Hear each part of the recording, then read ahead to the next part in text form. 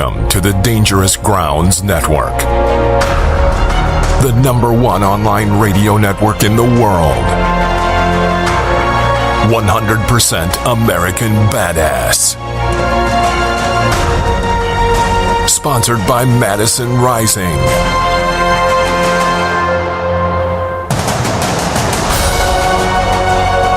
Kings Hollow.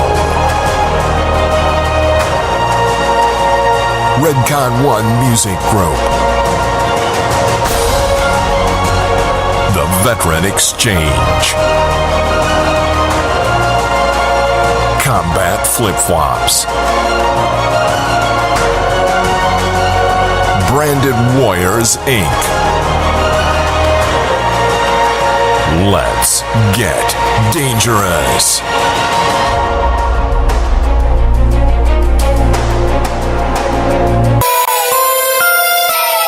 Coming to you live from Charlotte, North Carolina. It's the Dangerous Grounds Network presents the #1 morning show in America. It's the 3% morning show with your host, Sergeant Big Country. Now put on that PT belt, wash your cocks and change your socks, and get ready to stroke this freedom boner. Let's get dangerous.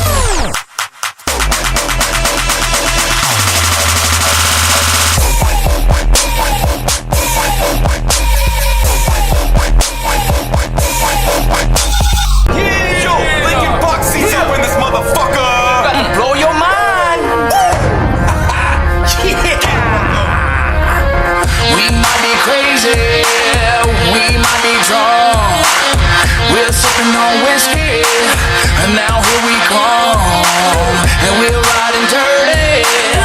This must be fate. 3 words are for your fate. Bitch, I operate. Wake up in the morning and I'm feeling kinda fresh. 5 pounds of bacon on my motherfucking chest. Carbon stained pillows, hands smell like lead. Under my mattress, gun safe as my bed. Loaded up mags, just ready to blast. ISIS flag when I wipe my ass. Blowout kit with my speedball bag. Dressed up in my tactical swag. Looked in my pocket and found 0 fucks until I pulled out my custom Glocks. Even wore multicams to my first date. Wait, what? Bitch, I operate. We might be crazy, we might be drunk. We're sipping on whiskey, and now here we come, and we're riding dirty. This must be fate. 3 words are for your fate. Bitch, I operate. Bitch, I operate. Bitch, I operate. Chillin' at the range, fire rate sustained. Lead showers when I make it rain. C-clamp like a motherfucking boss hog. Got more patches than you on my damn dog. 2 in the morning doing CQB, tiptoeing down the hallway. My wife might hear me. Got my Instagram game on lock, especially when gun bunnies be drooling on my cock. Got the whole crew like, when I drop loads, they're always suppressed. People say, haters gonna hate.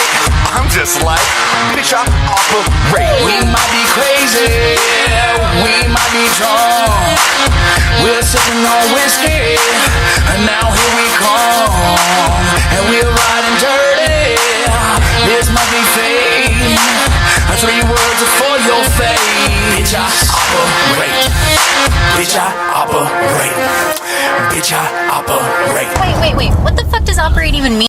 Yo, Dangerous Grounds Nation, welcome to another episode of the 3% Morning Show with your host, Big Country, in the house. What's up, America? Happy Freedom fucking Friday, of course. Beginning of the weekend. I'm going to go into it hard in full force. Hope everybody has a safe weekend. Remember, if you drink, go ahead and get you safe to breathe now. Don't beat your dog, don't beat your cat, don't you beat your wife, don't beat your husband, don't drink and drive, don't do drugs, don't do nothing stupid. There you go. now you can go play. Apparently there's some 4-day weekends out there, lucky bastards. Just saying. So, yeah, man. So, strange thing. Yesterday I was walking into the house last night, and my phone vibrates. You know, I'm thinking I get a message coming in, and I got a email coming in, and Mr. DC Benny. It's like, yo, Country, here you go. So, as of right now, y'all can go search DC Benny on Google and get his new album. which we are going to play some clips and stuff off of here just shortly. We got some pretty funny shit. Just a couple of clips, nothing too long, nothing too extensive, but we got some cool shit out there, and y'all, DC Benny, he's funny as hell, man. We had him on the show about a little over a month ago, and we're planning a second come around for Mr. Benny. Now that his album's out and released, I listened to a little bit of it last night. Fucking funny as hell. I mean, come on, would you expect anything less coming from DC Benny? I mean, of course not. I mean, the guy's fucking funny as shit, and his comedy goes out there as well. He's got some bits on here that I'd have to say that are a little, most comics wouldn't do. You have to be really, really comfortable in your spot of what you do to be comfortable to say certain things, I guess. But we'll always get that up. So we're gonna play a little bit of his stuff there for a minute. Of course, I want to go to gun control right off the gate because it's just plain fucking funny nowadays, because of how these people react. You confront them with legitimate issues and legitimate questions, they get tongue-tied because they don't know what to say. And I think it's funny as shit that happens, because what's the best way to catch somebody in a fucking lie or a story or something that just ain't right, or they just ain't really telling the truth, or they don't know shit about what they're saying. They just think it's cool to go along with this group of people, and that's what they're going to do. Kind of like yesterday when we was listening to a clip of some school people marching on this shit, and one dude was asked, did he support the Second Amendment? He said, I'm not going to answer that question because I don't see where this is going. Okay. You got to ask the question about the Second Amendment. I think we're going to talk about the Second Amendment. The chick had done sit there and said, are you here to support, the banning of assault rifles and stuff like that? It's funny because handguns kill more people than assault rifles. Shotguns, holy shit, are just as bad as AR-15, especially when you're up close. There's a lot more mess to clean up. And AR-15s are not the only assault rifle. There's hundreds and millions of assault rifles out there. And let me tell you something. Just because you buy one doesn't mean it's not going to come back around, eh? It's called the black fucking market. If you want an AR-15, they're going to turn back around. They're going to sell it to somebody on the black market. Erase the fucking serial numbers off of it. And, just saying. Just saying. It's not going to solve your problem, guy. So, here's one of those people. Before we get into the DC Benny bit, because once we get into DC Benny, that's where we're going to sit at. And we're going to play a couple of his old stuff. We're going to talk a little bit about him, and we're going to play just a little bit of his new stuff. Because we want you to go get the album. We want you to go out and buy it. We'll be bringing stuff to the table a little bit by little bit, but we got to give DC Benny his props, man, and let him get paid. You know what I mean? All right, so here's Tucker Carlson tonight. Check it out. Good evening and welcome to Tucker Carlson Tonight. If there's one lesson of this weekend's March for Our Lives, it's that ending violence in America is easy. So easy that even children know how to do it. All that stands between the broken, chaotic country we live in and the peaceful utopia of the future is a very small group of very evil people, mostly Republicans. As Parkland student David Hogg noted the other day, there are some, quote, sick effers out there who want to sell more guns, murder more children, and honestly, just get reelected. Well, on the stage on Saturday, his classmate Alex Wind agreed with this. Quote, if you take money from the NRA, Wind told the crowd, you have chosen death. So it's all pretty straightforward.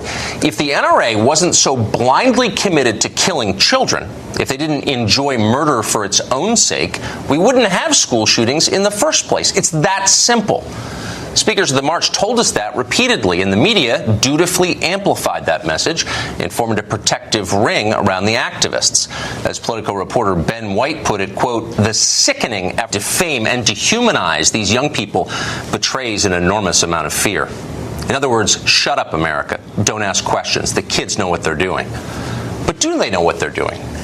This weekend, Vox.com ran a story with this title: I've covered gun violence for years. The solutions aren't a big mystery. The piece was written by someone called German Lopez, whom Fox.com identified as, quote, a senior reporter. Lopez graduated with a journalism degree from the University of Cincinnati in 2012. He's still in his 20s. I've covered gun violence for years, may be an overstatement.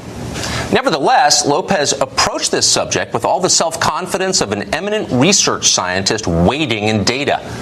What America likely needs, Lopez concluded, is something more like Australia's mandatory buyback program, essentially a gun confiscation scheme paired with a serious ban on specific firearms, potentially including all semi-automatic weapons. All semi-automatic weapons? There are more than 100 million of those in the United States right now, and the overwhelming majority of them are sitting in the bedroom closets of law-abiding Americans who've done nothing wrong and don't have plans to do anything wrong. So how exactly would we confiscate all those guns? Somebody would have to go door to door to take them by force, arresting anyone who resists. In the name of ending gun violence, people would be shot to death. There's no question about that. So who exactly is going to do it? Local police, the FBI, Delta Force? German Lopez of Vox did not volunteer for that job himself.